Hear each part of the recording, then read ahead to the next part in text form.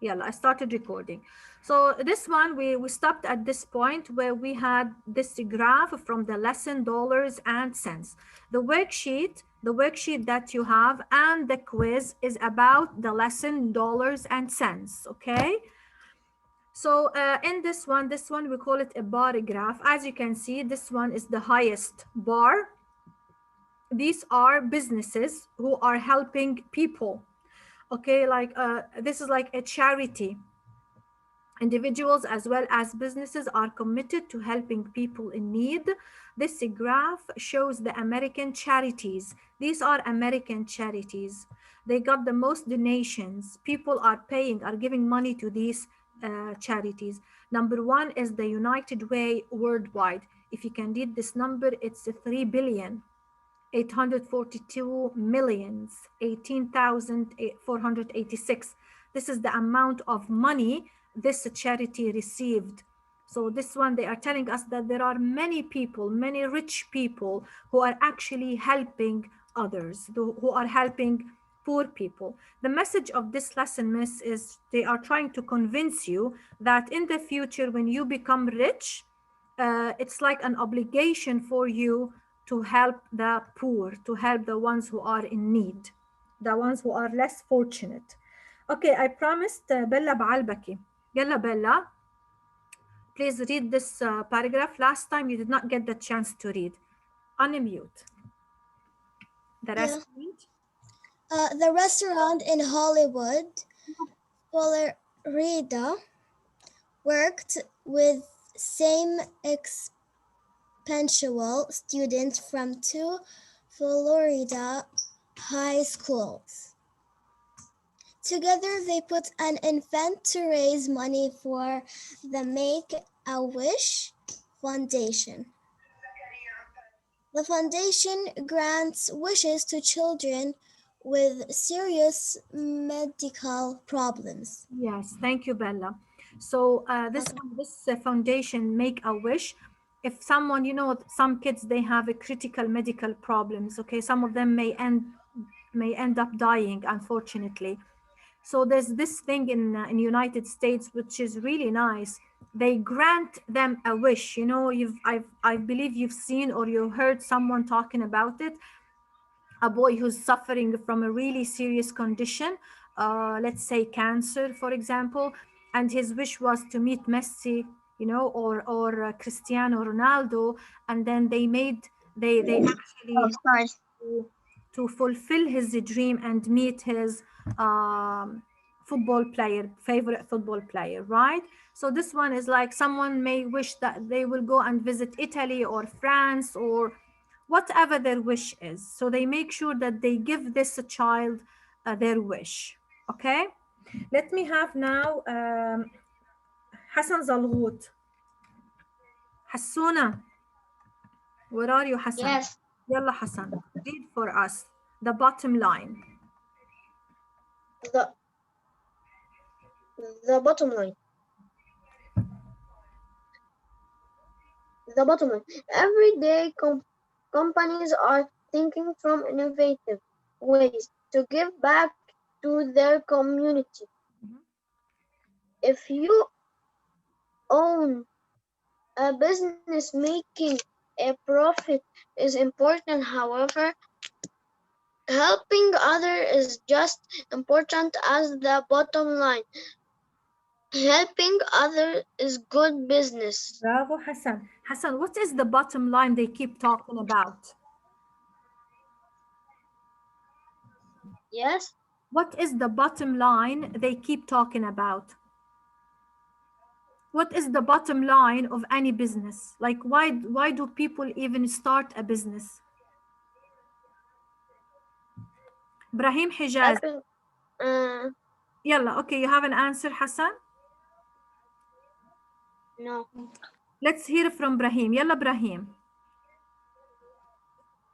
To make money. To make money. Bravo, Brahim. Yes, that's correct. Okay, so I'll go back to Hassan. I'll give you +1, Brahim, okay? Hassan, so what is the author's message here? he's convincing us. Remember, we said that this article is persuasive. Okay, I'm going to talk about this later on, but in general, when you want to persuade someone, it's like you want to convince them to do something.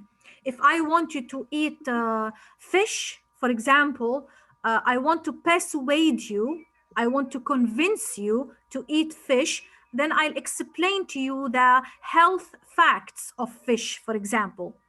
Right? Now, this author, he's trying to persuade others to do what? What does To he helping others. repeat? To helping others.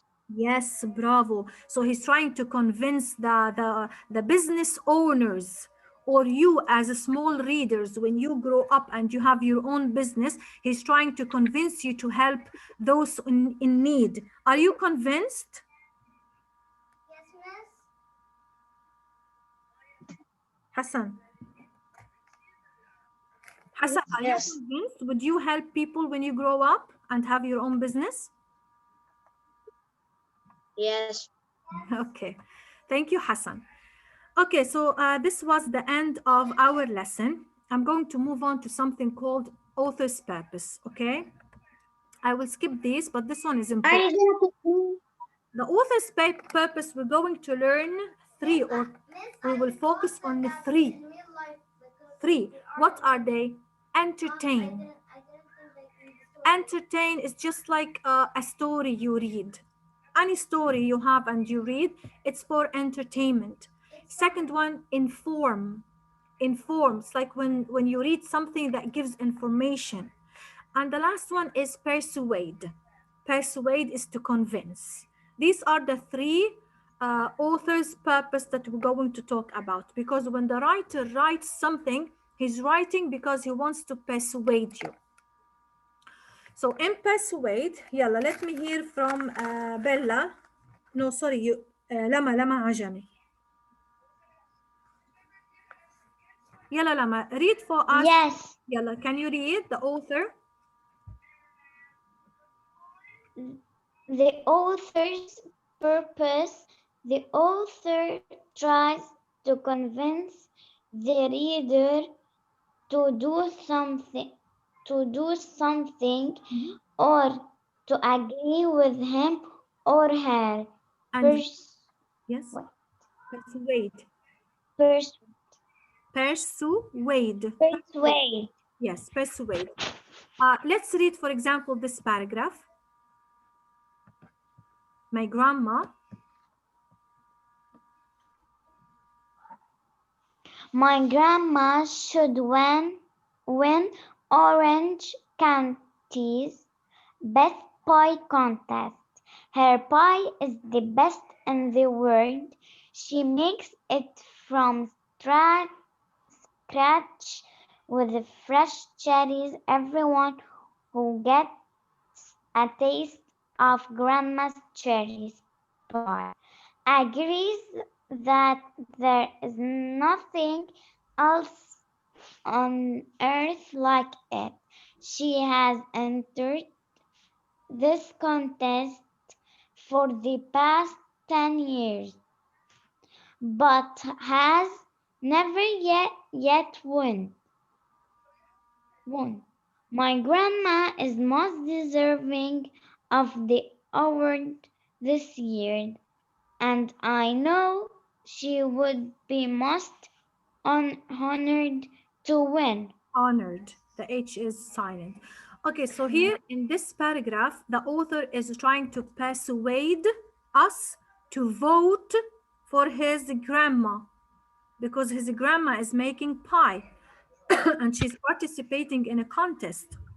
Okay, so he's telling other people to vote for his grandma's pie.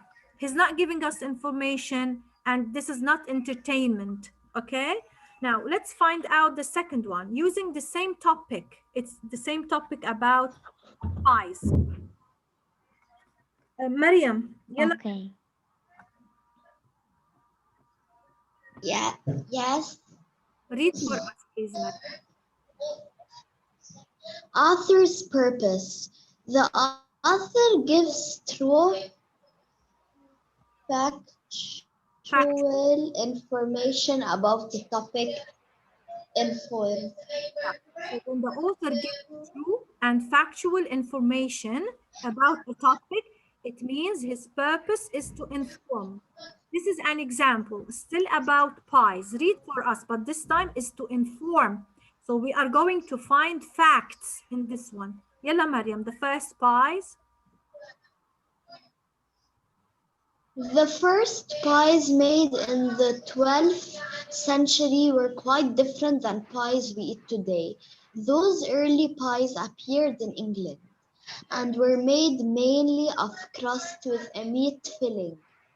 In fact, the pies often contain fowl, and the bird's legs were left intact to hang over the sides of the dish to be used as handles. Fruit pies are believed to have been created 400 years later, in the 16th century. So do you think this one here is for entertainment? Are they telling us a story? Yes, Or is it to inform, or are they giving us information about yes, pies? they're telling us The- when for the first pies that were ever made. yes, so it is to inform. Yes, Inform. they are giving us information.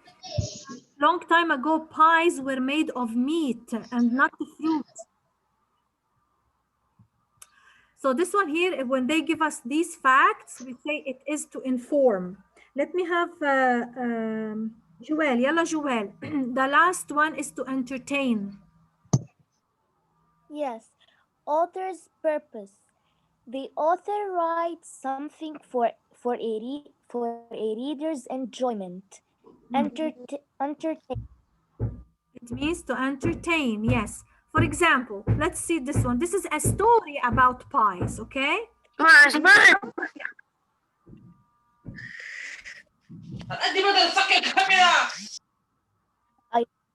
Yalla Joel, I muted. Someone was unmute. Yalla Joel, continue reading. Juliet and Jeff. Ted and Jeff drop their backpacks by the door. Like always, they twins were ready for a snack after their long day at school. They stopped the last pies of pumpkin pie at the same time.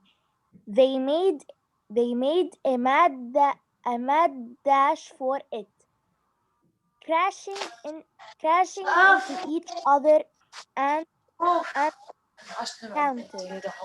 Jeff Jeff snatched the glass dish up first, but didn't have a good grasp on it when Juliet made a swipe for it. Splat. Mhm. Juliet, look what you did, Jeff cried. Mhm. So as you can see in this paragraph, they are not persuading. They don't want us to do anything, okay? They are not giving us information. Okay, they are telling us a story. The reader is telling us a story, so we are spending our Yeah. time reading a story. So this one is to entertain. Okay, Miss, the author's purpose is very important, and there's a question about it in the worksheet, and there's also a question about it in the quiz this week. Okay, put this note. I'm telling you, there will be a Yeah. question about author's purpose in the quiz, so please be ready. This was the lecture from last week. We did not cover this part, so now I'm going to move on to our lecture of week 22 this week. Okay, this week we're going to learn about grammar. It's a grammar lesson. Just a quick revision. Let me ask help from فضل رميتي. يلا فضل. Yes, miss. Hi Fadl, how are you? Good. Okay, I'm just going to close the previous PowerPoint. A quick revision, Fadl. We have learned about sentences, okay? We've studied about sentences since the beginning of the year. We know how to Yeah. find the subject and the predicate of the sentence. Yeah.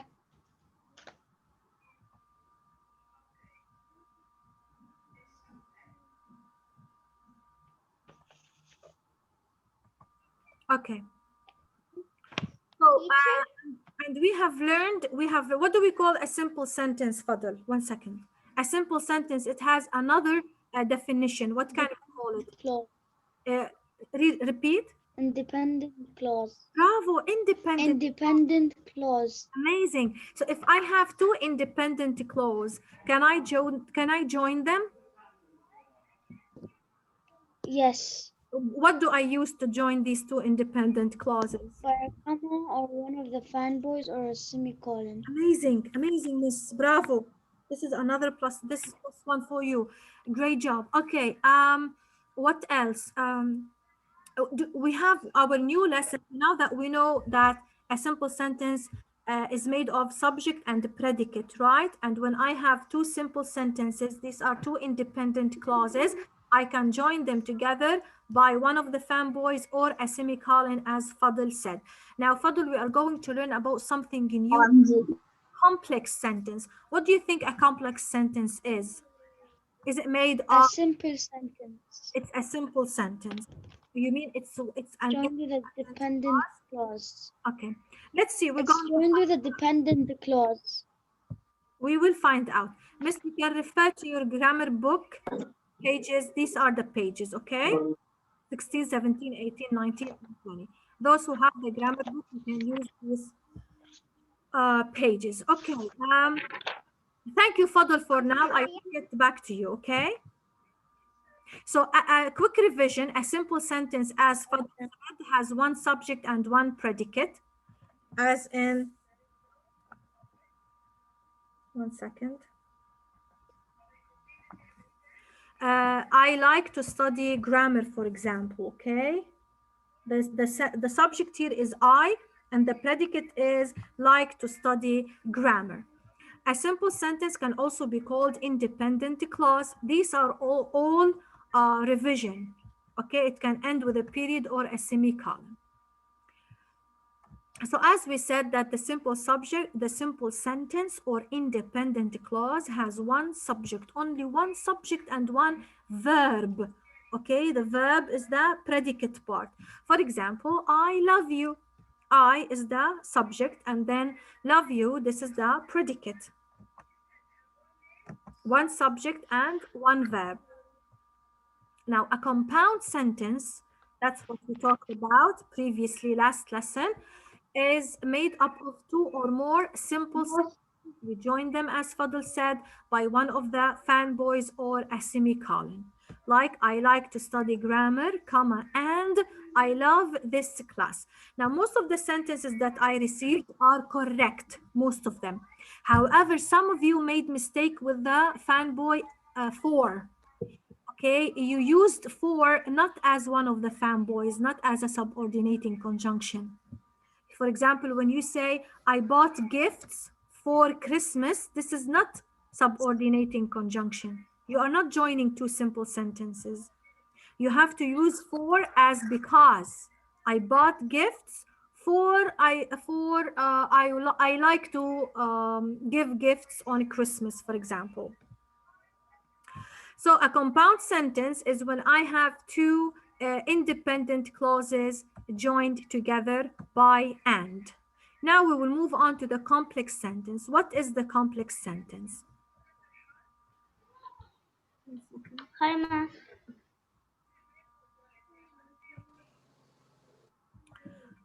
Zahra Fadlallah, you just joined, yeah, miss. Can't you see it's a little bit late? Yes, Zahra. Miss, I can know I that. read? Can I read, Miss? Yeah, 1 second, Abbas. Math teacher, Miss Mariam. Yeah. I didn't read. On Thursday, you said Who didn't read will read today. Who's I who's didn't that? read. Who's Mia? Mia. يلا Mia. Yes. Okay, يلا Mia. Go ahead, read this one. After Mia Abbas. يلا. Now we're going to talk about complex sentences, okay? Keep this in mind. Complex sentences. يلا Mia. A dependent clause contains a subject and verb. It begins with a subordinating conjunction, and thus it does not express a complete thought. A dependent clause is also called a Subordinate clause. dependent clause, like babies, cannot stand alone. Okay. Read the sentence in yellow and green background. Because you love me. Okay. Look at this sentence, Mia. Because you love me. What is the beginning word? Because. Now here, because we call it subordinating conjunction. Okay. This is one of the subordinating conjunction. Now, does this sentence begin with a subject? No. It doesn't begin with a subject, but does it include a subject? Yes. What is the subject? You. You. And what is the predicate? And me. Love me. Yes. Okay. Do you think You and me. Okay, so this sentence has subject and has a predicate, but does it make sense? Yes. Do you think it's a complete, does it give you a complete No. idea or complete thought? Not really. It doesn't give me any meaning, because when someone say, because you love me, you feel like there is something missing. A part is missing. Because you love me, then what? I do not understand, right? Yes. So we can say that it does not express a complete thought. Okay. Okay. Can you give me another dependent clause? To the sentence? No, but give me like another sentence that begins with because, but it does not give me a complete thought or idea. Okay. For example, you can say, because he is still young. Okay. Can you give because yeah? because you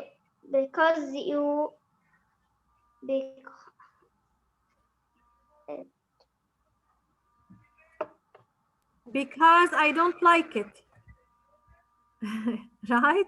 So it is hard. It is hard because you cannot give me a sentence that does not give you a complete thought. It doesn't, your brain will not help you. So we can say that this kind of sentences, they are like babies. Can a baby stand alone? Can a baby depend on himself? No. So we say a baby is dependent. It means the baby depends on his parent. Just like the dependent clause depends on another sentence. I will explain, I will tell you the meaning. What do I mean? Okay? I want to answer a question. Any question? Yalla, 1 second, ya miss. Okay, give me a sentence. Let me have now. Yeah. Let me have Rev, yalla Rev. Okay. A sentence. A sentence? Yeah. It begins with a subordinating conjunction. Because I love pizza. yes. I like pizza. I want to eat it now. Okay. I want to eat one now, or to order one now. Bravo. Excellent, Yamis. Which one of these sentences I can say it is a dependent clause. Dependent, it means depends. Because I like pizza. It's a dependent. Bravo. This one is a dependent. And which one I can say is independent? I want to eat one now. Bravo.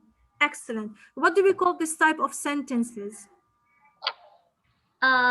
Is it Complex sentence. or compound or complex? Repeat. Complex. Yes. The right answer is complex. This is a complex sentence. So a complex sentence is made of dependent clause and independent clause. Okay? This is our lesson. Our lesson is about complex sentence, and you have to differentiate between these three types of sentences. Okay, miss? Now, if you have any question, raise your hand. I'm going, because I can see many of you raise their hands. Yes, Joel. Yep, ma.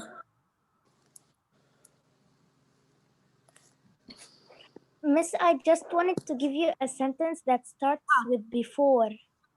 It's Okay. also a nating conjunction. Okay. Before. Yeah. What is this? Before, yes. Before I get it, you got it, or you got it before I get it. Excellent, Joel.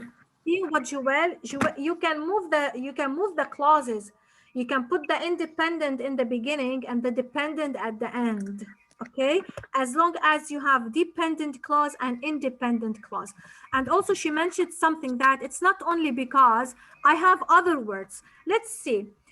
There's something I want to tell you about punctuation. Because dependent clauses, they are part of a sentence because they are fragments, they are not sentences. We cannot connect them using semicolon. So you cannot put semicolon, okay, between the dependent clause and the independent. We only use the semicolons between independent clauses. This is important. If I give you a lesson or a paragraph and you have to edit it, you have to proofread it, you have to pay attention to this note, okay? So the semicolon, you cannot be used between dependent and independent clause. It can only used between two independent clauses. Now, these are the subordinating conjunctions, okay, this table. What is important is the one down here. 2 minutes. Can I read? There's 2 minutes left. Relative pronouns, and we have something called relative adverbs. These two words are important, and there will be a question in the quiz about them. I will repeat. Relative pronouns and relative adverbs. These are very important, and there's a question in the quiz about them.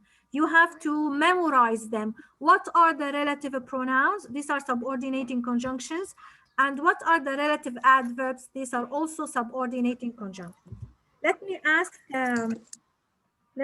Bayan. Yalla Bayan. Bayan, read for us the relative pronouns.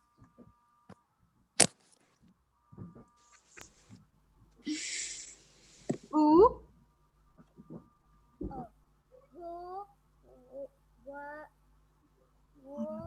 Whose, bravo. Whom, excellent. Which and that. That, bravo. These are relative pronouns. These are what? Relative pronouns. These are subordinating conjunctions, okay? Let me ask now, Talia, yalla Talia, read the other one, the relative adverb. We're going to practice using them in sentences, don't worry, but now just reading them. Yalla, miss, relative adverbs for Talia, yalla Talia. Where? No then. Where? Why? When? And in why? no, yeah. These are relative adverbs. We call them relative adverbs, okay? Now in this table, let me ask Salma Tiba. Yalla Salma. Yes, Miss. Isn't it my turn? First Salma Tiba. Yalla, read this column first. Quickly, miss. After that, Tala Karaouni. Although, you mean the part it says although or after? From here, after. After, even if, that, and where. Okay, thank you. Yalla Tala Karaouni. Yes. Yalla, although. Where? Second Which row. line? Second row. Oh. The next one in the other row. This one, Tala. Although. Although, as, who, because, before, Row. even if. Guys, this one here, we call it a row. And the one down, we call it a column. This is the row, although, even though. Stop tapping. Oh. Miss, can I tell you something? Wait, miss. Yalla Tala, continue. There is a person. Yeah, I know. I told them to stop tapping. They're doing this on the table. Although, even so, once, though, wearies. Whereas. Whereas. Yalla Rawad. Read the third.